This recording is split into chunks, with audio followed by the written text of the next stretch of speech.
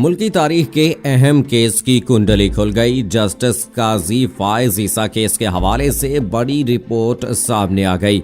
Case के फैसले समेत अहम राजों से पर्दा हट गया। तहलका खेज इंकशाफात सामने आ गए। रिपोर्ट के सामने आते ही अपोजिशन भी खुशी से झूम उठी। बिस्मिल्लाहिर्रहमानिर्रहीम। अस्सलामुअलैकुम दोस्तों, नई वीडियो में खुश आमदीद। दोस्तों, ये तो इस मुल्क की रीत रही है कि यहाँ कभी भी ताकतवर लोगों को सजा नहीं मिल पाई। बेशक आपके खिलाफ कितना ही बड़ा इल्जाम क्यों न हो, लेकिन एक ताकतवर शख्स अपने पैसे और असर रसूख से बाआसानी कानून के शिकंजे से बाहर आ जाता है। और इस बात की अमली मिसाल हमें तब मिलती है जब हम देखते हैं कि कैसे नवाज शरीफ के खिलाफ इतने संगीन इल्जामात होने के बावजूद उन्हें किस आसानी से मुल्क से बाहर जाने दिया गया। नवाज शरीफ के बाद शहबाज शरीफ के खिलाफ भी इल्जामात तो मौजूद हैं, लेकिन वो भी अपनी असर व रसूख के बिना पर कानून के शिकंजे से बाआसानी निकलते जा रहे हैं। लेकिन दोस्तों, अफसोस के साथ सियासतदानों और ब्यूरोक्रेट्स के अलावा मुल्क में बसने वाले तमाम तर अशराफिया के केस में यही रीत निभाई जाती है, क्योंकि मुल्क में कभी भी इनको कोई कुछ नहीं कह सकता। लेकिन इसी हवाले से अब एक ऐसी रिपोर्ट सामने आई है जिसने सबको हिला के रख दिया है। जी हाँ दोस्तों, एक ऐसी रिपोर्ट सामने आई है जिसने बड़े राजों से पर्दा हटा दिया है। लेकिन आखिर ऐसी क्या तफसीलात सामने आई हैं जिसने सबकी आंखें खोल दी हैं? ये सब और इस हवाले से तमाम तर तफसीलात जानने के लिए हमारी इस वीडियो को आखिर तक जरूर देखिएगा। और अगर आपने अभी तक हमारा चैनल अपनी दुनिया टीवी सब्सक्राइब नहीं किया है तो अभी सब्सक्राइब करें और साथ में बेल आइकॉन को जरूर प्रेस करें, ताकि लेटेस्ट अपलोड होने वाली हमारी वीडियोस का नोटिफिकेशन आपको बर वक्त मिलता रहे। कमेंट बॉक्स में पाकिस्तान जिंदाबाद, पाक फौज जिंदाबाद, ISI के गुमनाम हीरोज को सलाम और कश्मीर बनेगा पाकिस्तान का नारा जरूर कमेंट कीजिएगा। दोस्तों, ये तो इस मुल्क का असूल रहा है कि यहाँ हमेशा उसी की चलती है जिसके पास पैसा है या जिसके पास पावर है। मुल्क में हर चीज के लिए कानून तो मौजूद हैं, लेकिन ये तमाम कानून महज इस मुल्क में बसने वाले गरीब लोगों पर ही लागू होते हैं। अमीरों और ताकतवर लोगों पर इन कवानीन का ना तो इत्तलाक होता है, और अगर भूल चूक कर वो कानून के शिकंजे में आ भी जाएं तो बाआसानी निकल भी जाते हैं। इसी की सबसे बड़ी मिसाल हमें मिलती है पाकिस्तान के साबिक वजीर आजम नवाज शरीफ के केस में। जी हाँ दोस्तों, ये बात तो किसी से ढकी छुपी नहीं है कि नवाज शरीफ को किस तरह सादिक और अमीन ना होने पर नाअहल किया गया और इसके बाद इनको गिरफ्तार कर लिया गया। लेकिन जेल की हवाएं खाते ही मियां साहब फौरन बीमार हो गए और उनको ऐसे मर्ज लाहक हो गए जो शायद आज से पहले इनके पास से भी ना गुजरे हों।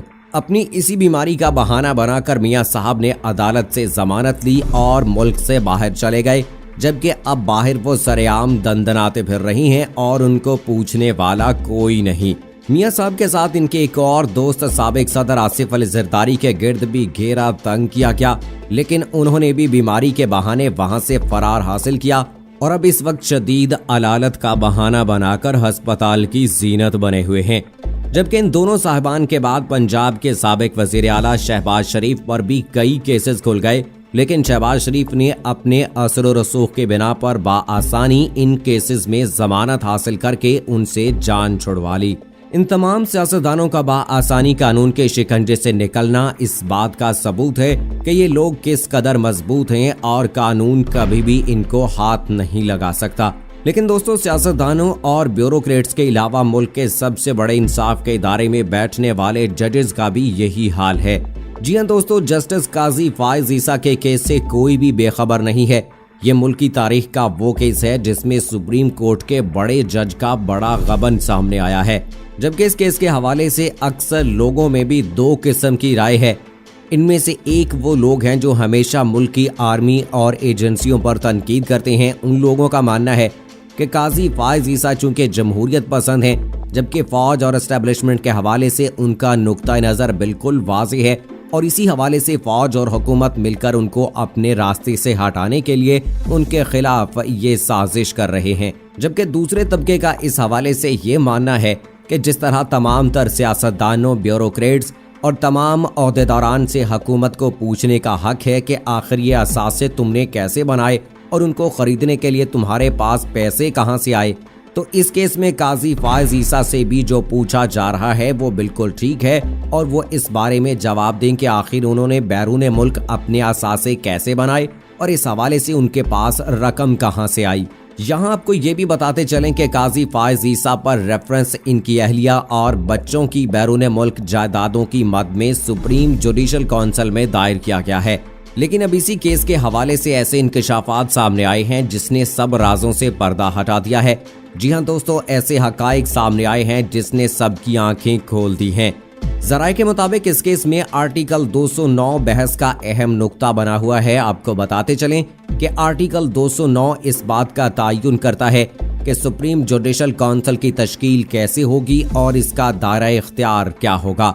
दोस्तों, मीडिया आजकल इस सुप्रीम जुडिशल काउंसिल के हवाले से सुप्रीम कोर्ट और हाई कोर्ट के सीनियर जजेस की तश्कील बयान कर रहा है और ये भी बता रहा है कि आखिर कौन सा जज इस ओहदे पर रहने के जिम्मेदार खो देता है। इनके मुताबिक सबसे पहले अगर तो वो जज मेडिकली नाअहल हो जाए, यानी वो किसी बीमारी या मर्ज में मुब्तला हो जाए, तो वो अपने इस ओहदे पर कायम नहीं रह सकता।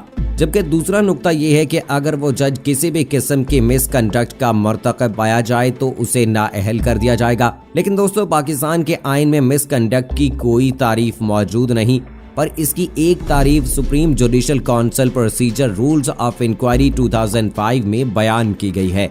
इसमें मिसकंडक्ट की तारीफ के हवाले से बताया गया है कि मिसकंडक्ट से मुराद ऐसा अमल है जो किसी जज के शायान शान न हो। लेकिन दोस्तों, बाकी तमाम तर केसेस की तरह इस केस में भी मुअज़्ज़िज़ जज से सवाल किया गया कि आखिर इनके पास ये पैसा कहां से आया और ये जायदाद उन्होंने कैसे खरीदी। लेकिन मुअज़्ज़िज़ जज अपने इस केस में मियां साहबान की पैरवी करते हुए टेक्निकल गेम खेल रहे हैं। जबकि काजी फायज ईसा के अलावा सुप्रीम जुडिशल काउंसिल के रिमार्क्स के हवाले से भी कई बातें सामने आ रही हैं। कहा जा रहा है कि जस्टिस काजी फायज ईसा के केस की समाअत से ये वाज़ेह हो रहा है कि आखिर ये केस के सिमत की तरफ जा रहा है। इस हवाले से ये भी कहा जा रहा है कि जजेस साहबान ने जब किसी की बात नहीं सुननी होती तो वो इस केस को मजीद उलझाने के लिए सवाल पे करते चले जाते हैं। इस बात की अमली मिसाल हमें 2013 में मिली जब डॉक्टर ताहिरुल कादरी ने इलेक्शन कमीशन के अरकान की आइन के मुताबिक तश्कील ना होने पर सुप्रीम कोर्ट में दरख्वास्त दायर की थी। लेकिन तब के चीफ जस्टिस इफ्तिखार चौधरी साहब ने इस केस को मेरिट पर सुनने के बजाय उल्टा डॉक्टर ताहिरुल कादरी से ही सवालात शुरू कर दिए कि वो अपनी शहरियत के हवाले से अदालत को वाज़े करें। और अब इसके बाद जस्टिस काजी फायज ईसा के केस में भी कुछ ऐसी ही सूरत हाल नजर आ रही है, क्योंकि हर समाअत पर बैरिस्टर फरोग नसीम जजेस साहबान के पिछले सवालात के जवाबात लेकर आते हैं, तो जजेस साहबान इन जवाबात को सुनने के बजाय मजीद सवालात की भरमार कर देते हैं, जिससे हर समाअत महज सवालात की जद में आकर ही खत्म हो जाती है। इसी हवाले से गुमान किया जा रहा है कि जजेस का रवैया इस बात का सबूत है कि वो अपना एहतसाब करना पसंद नहीं करेंगे। अब दोस्तों, हालांकि सुप्रीम जुडिशल काउंसिल इस हवाले से खुद मुख्तार है और इसके तमाम जजेस मेरिट पर फैसला करने की कोशिश करेंगे, लेकिन लगता यह है कि एक बार फिर एहतसाब का गला घोंट दिया जाएगा, जिस तरह आज से पहले किया जाता रहा है। लेकिन दोस्तों, इस केस की समाअत के दौरान जजेस की जानिब से किए जाने वाले सवालात पर काफी तशवीश का इजहार किया जा रहा है। अदालत कहती है कि अगर ये टैक्स का मामला है तो इनकम टैक्स से क्लियर करवाएं, अगर मनी लॉन्ड्रिंग का है तो एंटी मनी लॉन्ड्रिंग लाज 2016 में आए हैं और मुअज़्ज़ज़ जज की जायदादें 2013 से पहले की हैं, तो लिहाजा इस पर आप बात नहीं कर सकते। हालांकि अदालत को इनसे ये सवाल करना चाहिए कि आखिर इनके पास इन जायदादों को खरीदने के लिए पैसे कहां से आए और उन्होंने ये जायदादें कब खरीदी। दोस्तों, सुप्रीम जुडिशल काउंसिल का ये रवैया और गैर संजीदगी ये वाज़े करते हैं कि जस्टिस काजी फायज ईसा इस केस से बच जाएंगे और मुमकिन इम्कान है कि इसके बाद सुप्रीम जुडिशल काउंसिल को आइंदा किसी जज पर इल्जामात के हवाले से जहमत नहीं दी जाएगी। और दोस्तों, काजी फायज ईसा के हवाले से एक बात ये भी वाज़े हो चुकी है कि वो भी सादिक और अमीन नहीं रहे, क्योंकि अगर ऐसा होता तो वो अदालत में अपनी जायदादों की खरीदारी की तफसीलात पहले दिन ही फराहम कर देते। लेकिन उन्होंने भी सियासतदानों की तरह टेक्निकल गेम खेलकर इस केस को मजीद उलझा दिया और बहाने मारना शुरू कर दिए।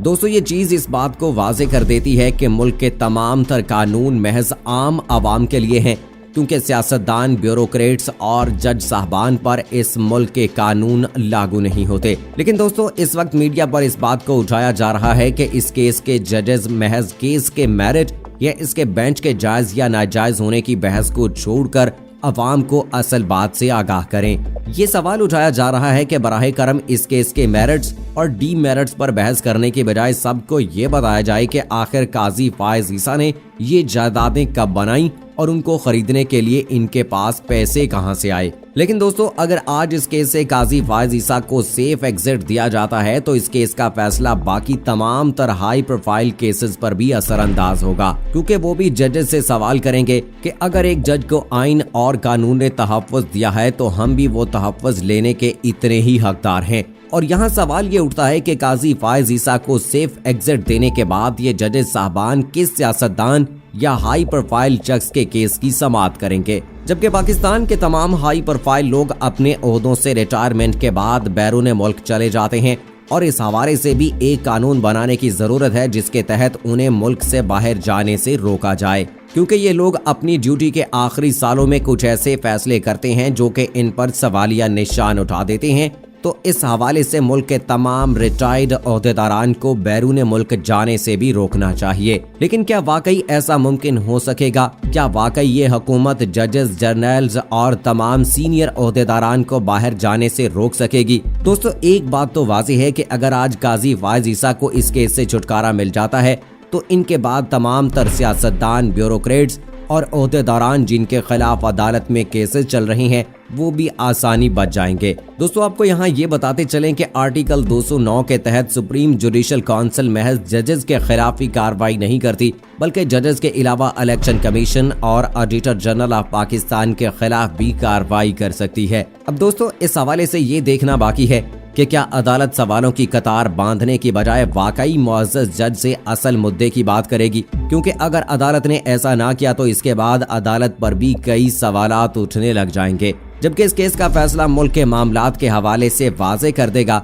कि क्या इस मुल्क में हकीकी एहतसाब होगा या यहाँ हमेशा की तरह ताकतवर ही राज करेंगे।